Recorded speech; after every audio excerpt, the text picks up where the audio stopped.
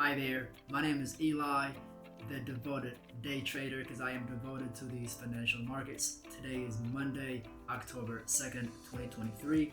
In this video, I will be doing a recap of the trades that I placed today on Nasdaq futures NQ and S&P 500 futures ES. I placed 3 trades on NQ, where 2 of them were losers and 1 was a nice winner. And I was able to catch the bottom on ES and light it up for a decent profit.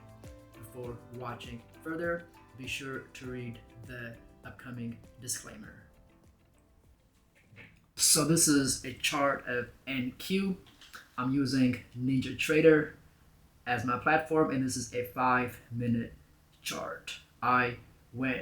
So for my first trade, I went short on NQ right here. I went short because I felt that price tested this gray box, which is the new week opening gap from Friday. So on Friday, market closed, or NQ closed at 14,891 and 50 cents, and it opened at 14,965. I noticed during overnight, so this is the electronic trading hours, it tested the gap once, lifted, and then came back. And here I thought it was too weak to reach the high of the gap. I was also watching ES at the same time. This is ES RTH chart, and I saw that on ES it put in 2 consecutive bull candles, but price was right under the 20 exponential moving average, this light blue line. And then it was followed by consecutive bear candles, with one of them big and closing on its low. So I was looking to get short. I decided to short NQ instead of ES because I felt NQ was a lot higher, and I wanted to catch a bigger move, because usually NQ gives you that explosive move. So I went short on NQ, and I stopped out when it didn't go well. It bounced off the 20 exponential moving average, and I was supposed to wait for consecutive 5-minute closes above the high of the day to give up on the trade, but I was watching the 1 minute, and I just decided to take the loss. And I didn't want to start my week with a big loser, but it is what it is. I mean, from my entry to my stop out, I was about 47 points.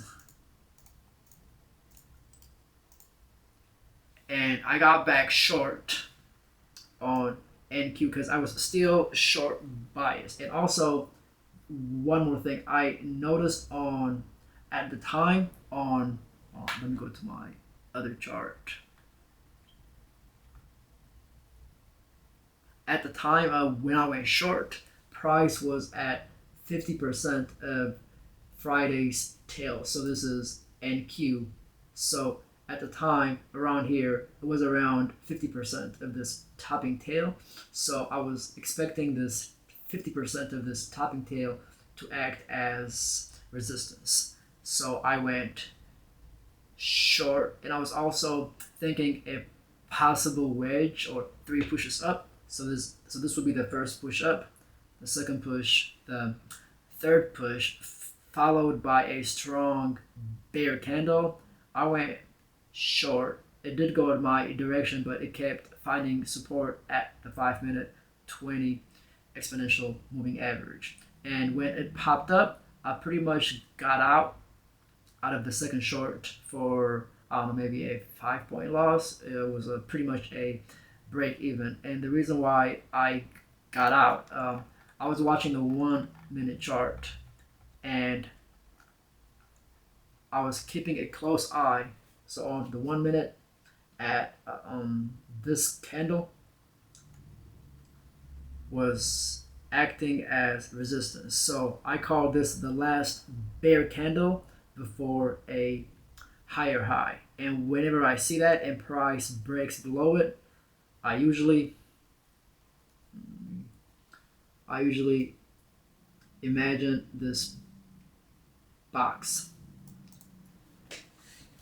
So when I went short right here, I didn't want price to get above the high of this 1 minute candle.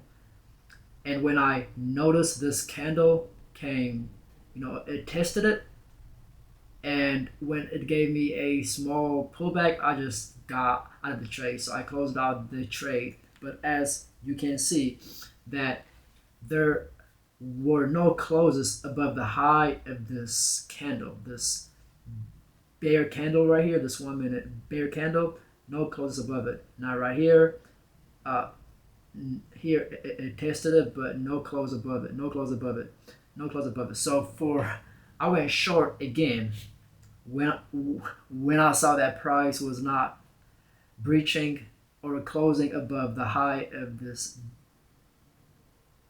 bear candle. I went short again, and it popped up on me, and I kept holding to the short position. I told myself that this was a trading range, so I figured that if it breaks out, there was a 80% chance or so that it will come back to this range. So whenever there is a back and forth, it acts as magnet. So I held on to the short, and the plan was I wanted it to this line right here. This is yesterday's or a Friday's high. So I wanted NQ to test it before I could add to my position, but it didn't get to it, and it started selling off. And now we have a clear 3 pushes up. This is the first push, followed by the second push, and this is the third push. And once I saw these 3 bear candles, I knew that I may have caught the top and that it was going to go lower. So it went lower, it came to my entry price, it kept going, and I closed out the position right here because this was the low of the new week gap. And it also coincided, this pink line is the 200 moving average. So I decided to close out the position right here. So this was about a 47-point loss. This was another 5 points or so. But this trade made back the loss plus a little more profit. I think I needed about 10 points profit by when I closed out this trade. And my last trade was on ES, on S&P 500, and I went long because I saw that. So this is ES right here. So we will pull up the daily chart. The low of the day was 50% of the tail from the 27th. So if we measure this, the 50% of this bottoming tail is 42.95 and 25 cents, and the low of this is 42.95 and 50 cents. So it literally missed it by 1 tick. So when I saw that it tested the 50% of this bottoming tail, and it put in consecutive wedges on the 5-minute chart on RTH. So this is the first push down, 1, 2, 3. So we have, this would be the first wedge, and then we have 1 push down, 2 push down, and this would be the third push down. So I saw consecutive wedges at 50% of this bottoming tail. Usually tails, 50% of tails act as significant support and resistance, and this was also a high 2, so this was the first high 1 because this candle went above the high of this candle, made a new 5-minute high, so this is a high 1 and this was a high 2, and I went long and I closed out the position right here. I think I netted about 7 points on it. Let's see, I think it was about